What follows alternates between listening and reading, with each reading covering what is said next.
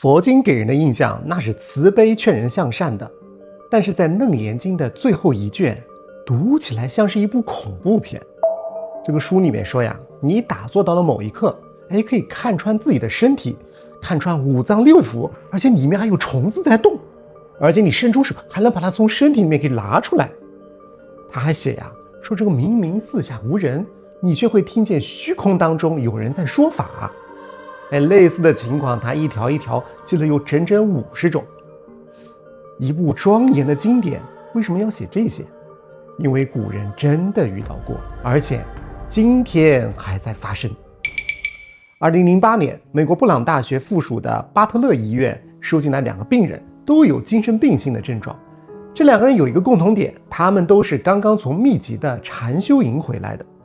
接诊的那个医生呢，一开始说这是不是巧合，但他后来花了10几年的时间证明这不是巧合。那这个我们等会再说。那这种情况呢，我们民间有4个字来形容它，叫走火入魔。说到走火入魔你会想到什么？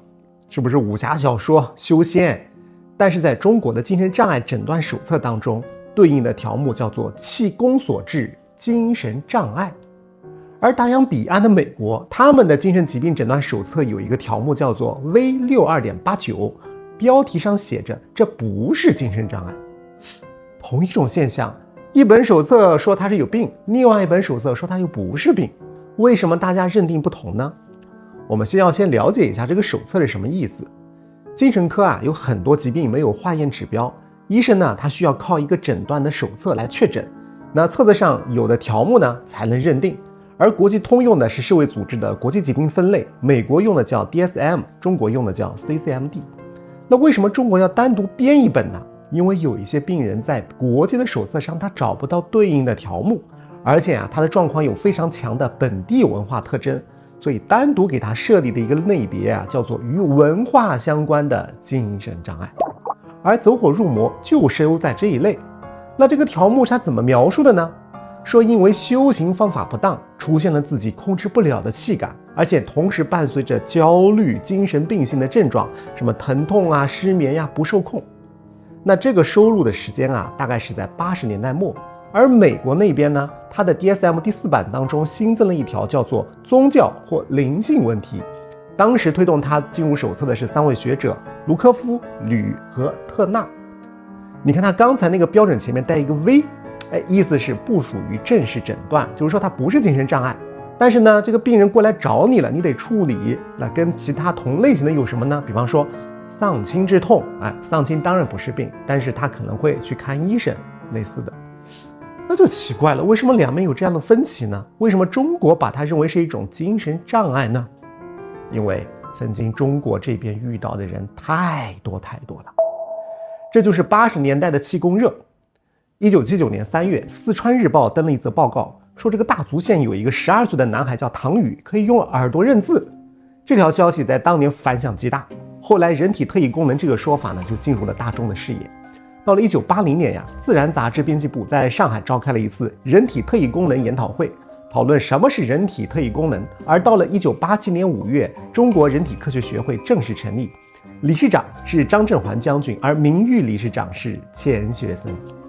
在之后的10年气功真的是传遍大江南北，公园单位、大院、体育馆，大量的人在跟着念，有人出书办班，还有人开报告会。你当时看电视都有大师出现。这个练习的人数呢，众说纷纭，有一种说法是达到了6000万人。到了1994年12月，政府正式下达了一份关于加强科学技术普及工作的若干意见。从4年开始气功热开始降温。那么在这10几年间医院的精神科就接到了这样一批一批的人。学者黄明勇在1999年把中文期刊上的相关报告汇总在一起，发在澳大利亚与新西兰精神病学杂志上。他引到的研究当中，把这一类病人分成几类，叫做意识状态改变、类似癔症发作、精神病性症状，还有躁狂状态。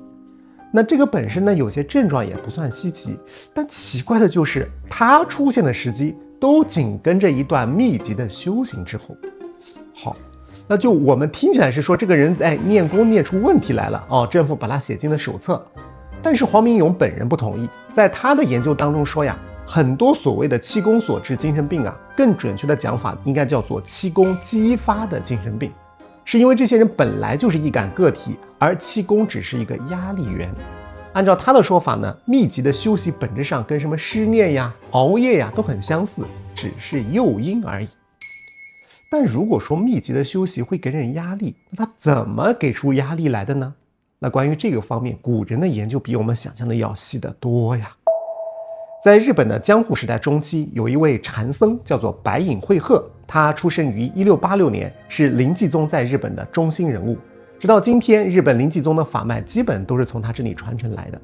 他还留下了一个非常著名的公案，叫做只手之声，意思说呢，这2只手拍在一起，它有声音，那1只手拍出来是什么声音呢？那到今天还有人在参悟，应该说他是一代宗师。按照日本学界的研究呢，白隐大概是在26岁那一年出了问题。当时他先是在信州范山一带严苛修行，后来又在昭京照顾病人。他当时出现什么情况呢？根据他自己的描述，叫做心火逆上，肺经焦枯，2肋常生汗，而2眼常带泪。说这个心火上冲，把肺都烤干了，2边的肋下呢总是出汗，2个眼睛呢都是带泪的。那怎么办呢？这个白隐慧鹤就去看医生，结果遍访名医都不管用。而且当时还有个背景呢，就是像他这种情况呢，在日本的禅门当中有一个专门的名字，就叫禅病有名字说明他就不是孤立啊。当时从中国传过去的禅宗古籍当中就有专门介绍了这个部分，而日本到了江户时代，这个参禅的人越来越多，所以禅病也跟着多了。后来白隐就听说呢，这个京都郊外的白河山住着一位隐者叫白优子，他就去找白优子。去了之后呢，这个白优子的住处很奇特，只有3本书，分别是中庸、老子、金刚般若经。你看它是一本儒家、一本道家，还有一本佛家的书。这个白优子呢，就教了他2个方法，一个叫做内观法，要配合腹式呼吸，把我们的这个注意力和气感往下沉，将这种气感呢往下充满下腹、腰腿一直到脚心。还有一个做法呢，叫做软酥法，就是想象我们的头顶上面有一团酥油，慢慢的融化，顺着头、脸、肩膀、胸一路往下流遍全身，最终呢从脚心流出去。那这2个方法的方向其实都是把它原来往上的那个能量往下给引下来。那白隐就照做，病呢就好了。后来他就把这段经历写成书这就是业传显化。那这样一种情况呢，其实比白隐早600年，在中国的丹经当中就写下来了，而且还特意强调这种情况的细节，我不说。那在介绍之前我们可能有一个问题，就是我们聊到现在说走火入魔，它这个词是怎么来的？其实呢，这个走火入魔我查阅之后发现它是一个拼起来的词，前2个字来自于道教，而后2个字来自于佛教。什么叫走火呢？这个道教的内丹修炼当中有一个概念叫做火候，因为内丹修炼它要借用外丹修炼的一些概念来描述。你看外丹它要架炉子烧药所以它要控制火候，而内丹呢是把人的身体当作炉鼎，把呼吸和意念比作火。你这个火大了叫无火，小了叫文火，包括它什么时候用什么火也有讲究，比方说子时要进阳火，午时要退阴符。也就是说这个火候非常关键，但是呢也容易出事。火候失度就叫走火，特别是过度用力的时候。北宋当时有一部内丹的经典叫做《悟真篇》，作者呢是张伯端，是内丹南宗的祖师。这本书应该相当于内丹这一块，不要，它里面有这样一段话，叫气论经歌讲至真，不讲火候逐于文，要知口诀通玄处，须供神仙仔细论。什么意思呢？说这些丹经道歌讲的道理是真理，但唯独火候是不会通过文字写下来的。你如果想要知道口诀真正玄妙的地方，你得当面请教。而同一本书当中还有另外一首诗讲的就更直接了，叫饶君聪慧过严明，不遇真实莫强猜，只为金丹无口诀，教君何处结灵胎。这个颜呢是颜回，敏是闵子骞，是孔子徒弟当中最聪明的2个人。那这4句话的意思是说，就算你比颜回、闵子骞还要聪明，你遇不到真正的名师，你就不要应猜了，因为口诀不在书上，你猜不出来。所以就总结一下，这门技术当中最关键的部分，古人说我故意不写下来，那就很奇怪，为什么呢？那我们在拆解之前，先进一步把入魔也了解一下。魔这个字啊，汉语当中原来是没有的，它是随着佛经翻译过来的，是梵语 Mara 的音译，早期呢写作墨，后来给它加了一个鬼字底。在佛教的模型当中啊，魔是一个功能性的概念，凡是能够障碍修行、阻碍人走正道的都叫魔。比方说烦恼、五蕴、死亡呢，都属于魔，而入魔呢，就是被这一类的东西给困住了。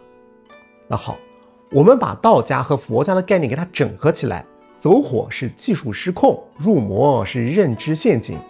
那你说为什么把这2个概念合在一起呢？说明啊，出问题的时候往往2个是一起来的。而且很有意思的是，这2个系统给出的解决方法是一样的。道教内丹这一块啊，有一个重要的对话录，叫做《中吕传道集》，托名啊说是钟离权在给吕洞宾讲道啊。那这本书呢，在内丹史上的地位很高。全书呢，它是按主题分章，叫一问一答，讲天地阴阳的。那么其中有一章的题目呢，叫做论魔难。这一章呢分2个部分，前一部分呢讲9难，后一部分是10魔。先讲讲这个9难。这个9条呀，是说人在修行路上会遇到9种困难。我给大家说一说啊。第一种呢叫衣食逼迫，大要未成，人还要吃饭穿衣。第二叫尊长约束，就是你修行，你家里长辈不同意。第三呢，恩爱牵缠，妻儿父母牵挂放不下。除此之外，还有什么名利牵绊，身体衰老被大师带偏，旁门左道，意志不坚定，时间不够用等等。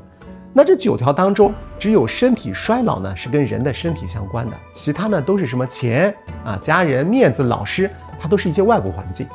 那就很奇怪，你明明是讲修炼的书，结果你大量的风险呢又是在讲功法之外的。那后一部分呢是讲10魔，是哪10魔呢？什么6贼、富贵、6情、恩爱、患难、圣贤、刀兵乐、女色。什么意思呢？我们挑几个讲啊。比方说富魔和贵魔，说是修行当中有财富和地位的诱惑，这个恩爱魔就是亲情爱情的境界，患难魔呢是灾祸困厄的景象，刀兵魔呢是恐怖的景象。那么还有一个叫圣贤魔，你看他说修行当中看到什么圣人、仙佛、大德现世，它也是魔。这个书中还介绍了10种东西的来源。书中呢还介绍了这10种东西的来源，分3类，叫身外现象、梦寐境界、内观幻象。有的说是你外部环境真实的一些境况，比方说你正在闭关，家里面突然出事了。有的呢是在梦中有的是在闭目内观的时候，对应的是人在醒着、睡着和入定的时候。那遇到这些情况怎么办呢？他这个书中给的原则就5个字，叫如见不得任，就是我看见了，但是我不去管它。你只要做到呢，书中说叫群魔自散。所以呢，这5个字是关键的法门。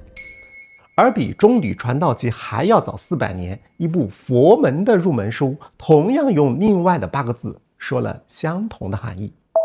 这个隋代有一位僧人智颐，是天台宗的创始人，后世称为智者大师。他写了一部给初学者的禅修入门书，叫做《修习止观坐禅法要》。这本书在汉传佛教当中流传了1400年，到今天仍然是很多人的第一本禅修书。那这个全书呢，它分10章，讲怎么准备怎么打坐、调呼吸，还有修出好的迹象是什么的。然后呢，第8章的题目叫绝魔，就是讲你会出什么问题。第9章叫治病。你看，给初学者的入门书特意留了2章，就是讲你出问题怎么办。那这个第8章中智颐给魔呢分了4类，分别叫做烦恼魔、阴入界魔、死魔和鬼神魔。这个前3种呢，他认为叫世间常事是人的心中生出来的。他重点讲第4种，就是鬼神魔。他又把这个鬼神魔呢分成3类，叫精魅、堆替鬼和摩罗鬼。什么意思呢？这个精魅就智颐说呢，它是按12时辰出现，每一个时辰对应一种动物。这个原文举的一个例子叫：若于寅时来者，必是虎兽。那怎么办呢？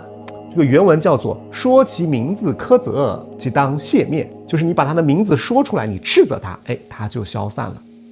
这个第二类呢是堆替鬼，它是专门制造骚扰的。原文形容它叫圆人头面，钻刺熠熠，就是绕着人的这个头脸转来转去的啊，觉得听上去像蚊子一样的，一闪一闪的。那么对治的办法呢，叫一心闭目，因而骂之。第三种叫摩罗鬼，这一类它最厉害，因为它可以制造境界。智乙呢，又把它造的境界分成了3种，一种叫做顺情之境让你非常舒服想留住；一种叫违情之境，让你恐惧想逃；还有一种叫非违非顺之境它就既不吸引又不排斥，就是自然呈现。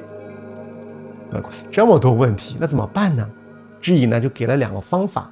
第一呢叫做休止却之，就是你不要担忧把心静下来，它自己就消散了。第二呢叫做休观却之，就是你回过来去观察自己的内心，观到最后呢，这个魔界佛界一如无二，到最后他说这叫邪不干正，久久自灭。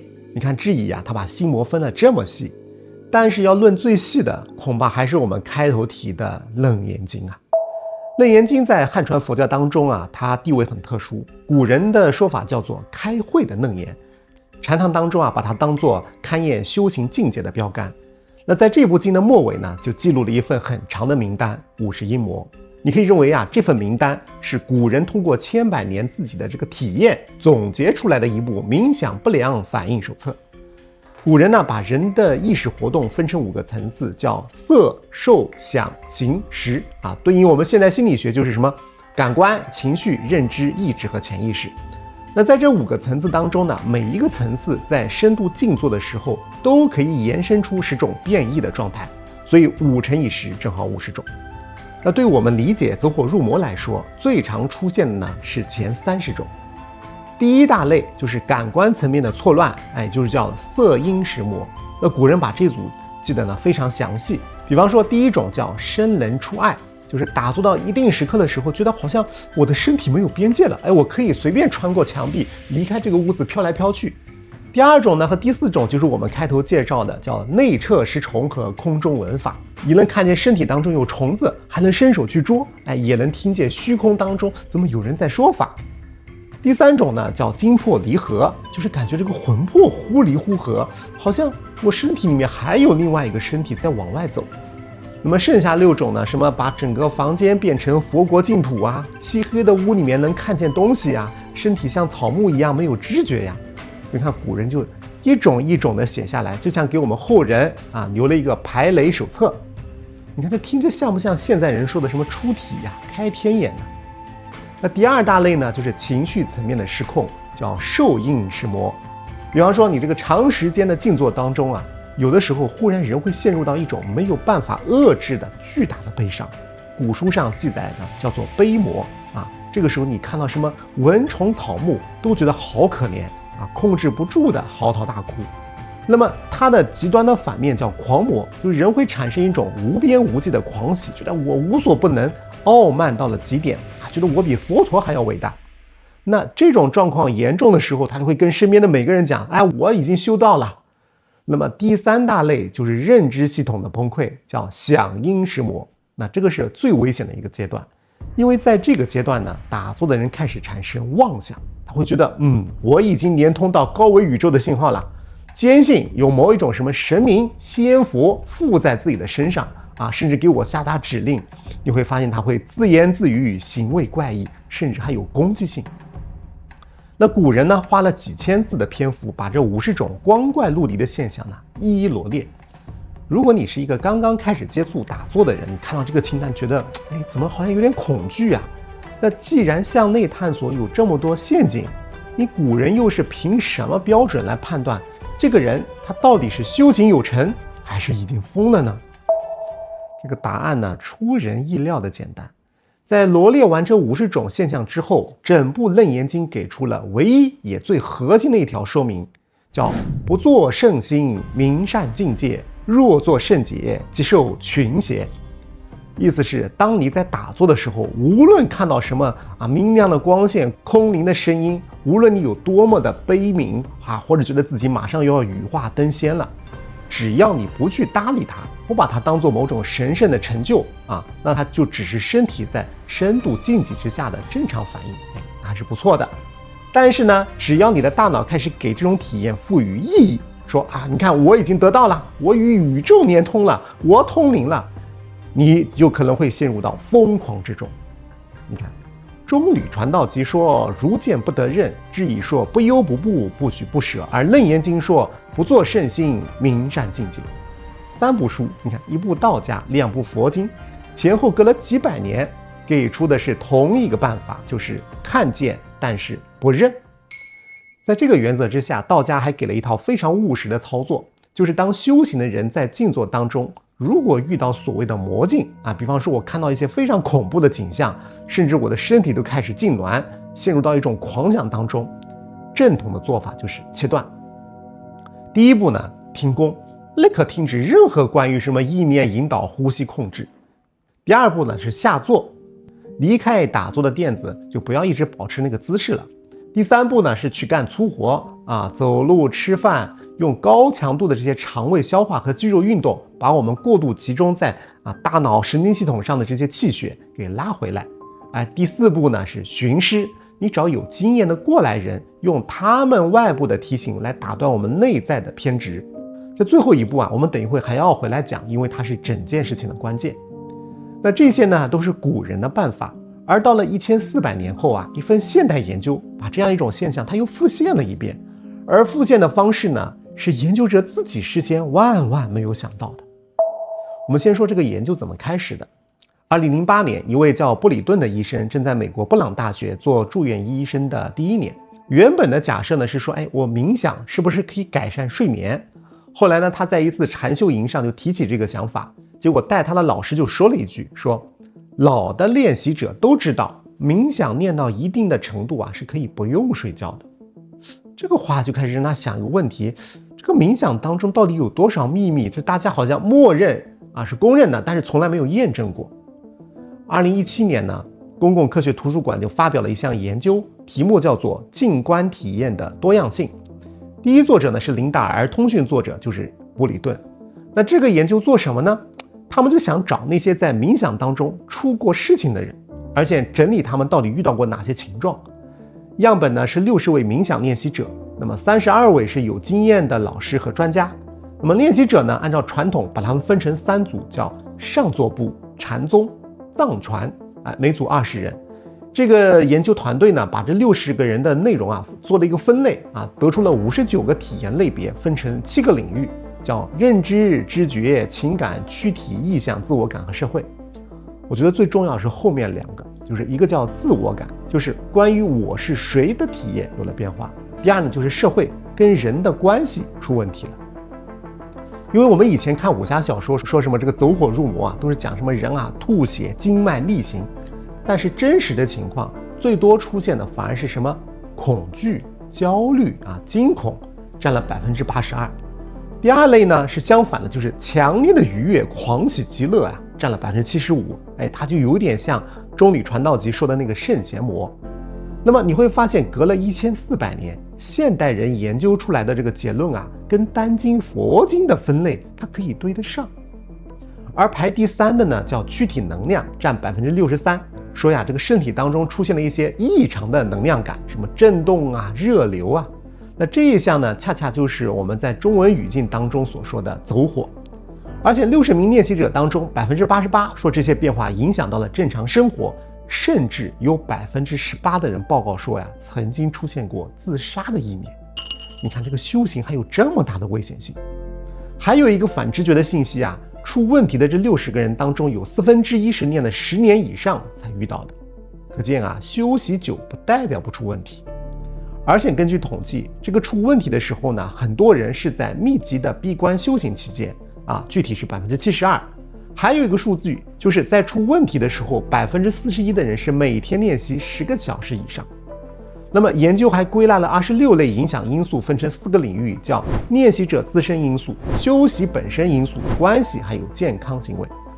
这4个领域当中有一个关系，比方说我跟老师的关系，跟同修的群体的关系，它被列为影响一个人会不会出问题，以及出问题之后能不能恢复的重要因素。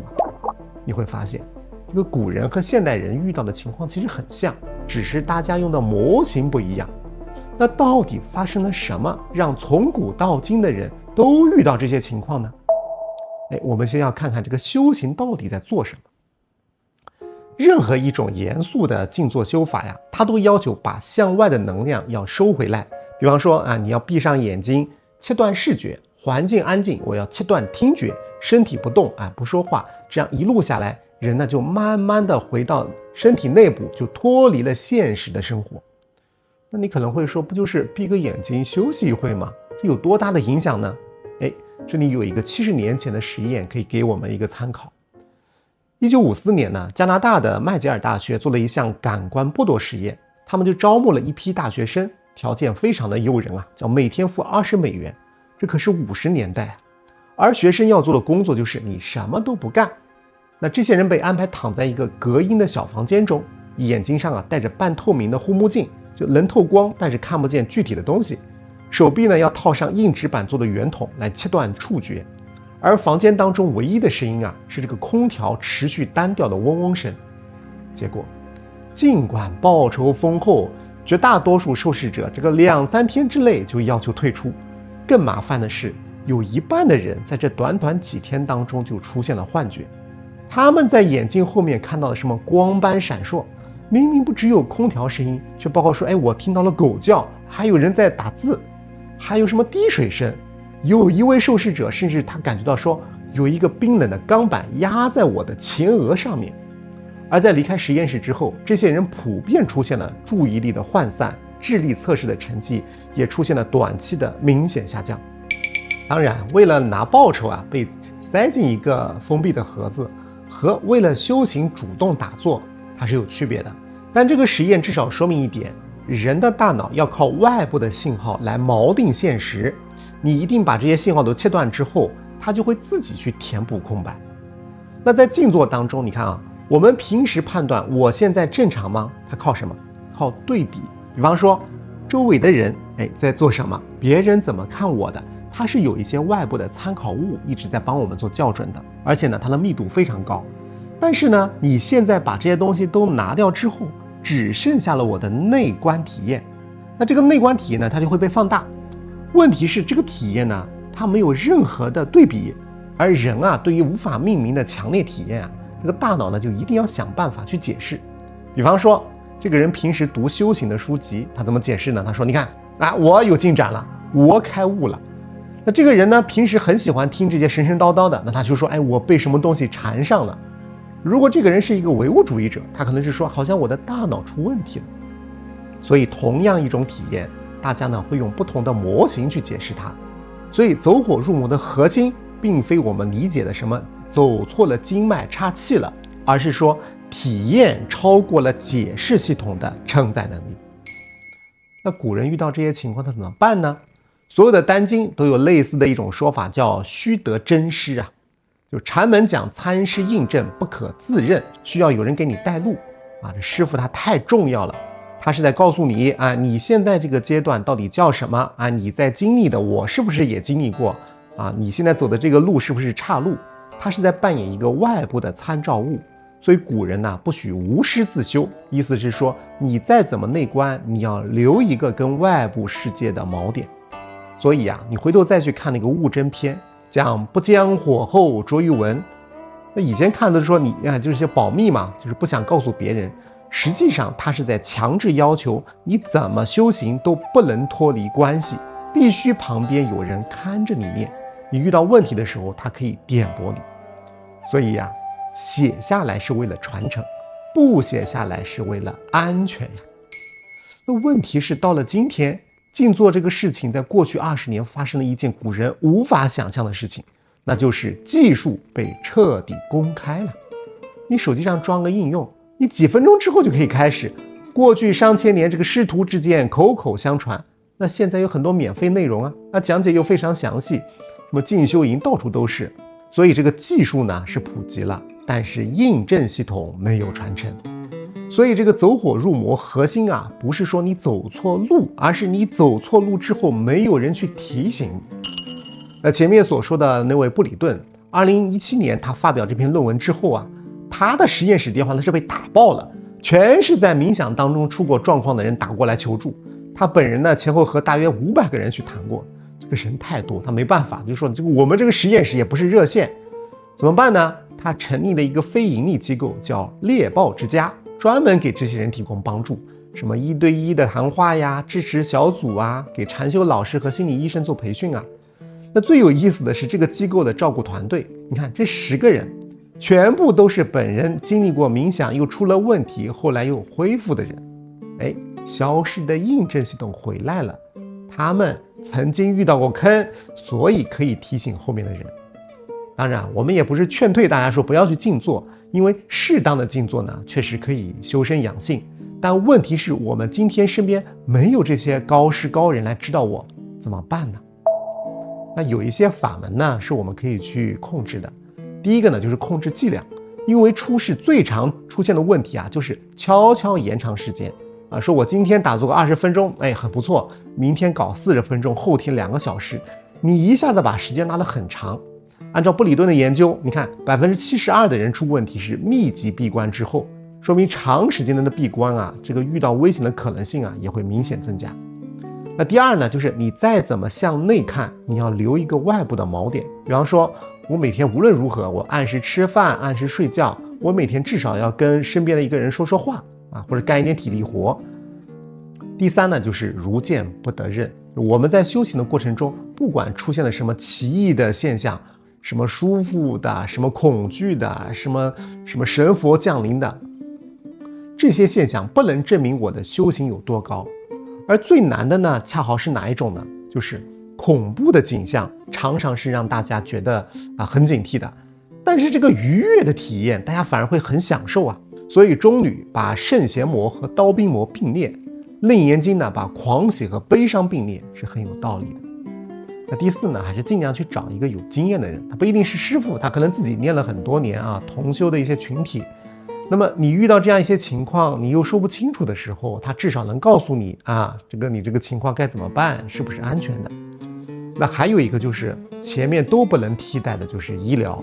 如果已经持续出现了一些失眠持续的恐惧、幻听幻视都影响生活了，还是要去看医生的。特别是如果已经有一些想伤害自己的念头，已经脱离了修行的正道，需要立刻找家人朋友去寻求帮助。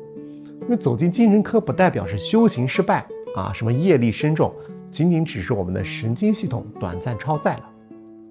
最后呢，留一个问题，你说一个人在打坐的过程中看见了一些光听到了一些特殊的声音，觉得我整个人融化在一种飘飘然的感觉当中。这个中国的 CCMD 说是精神障碍，美国的 DSM 手册说这不是疾病，中吕传道集说这叫魔，有一些修行传统说这叫境界。同一种现象，这个解释完全不一样。我到底怎么判断是真的开悟了，还是出问题的呢？我不知道，因为这个问题在学界没有最终的定论。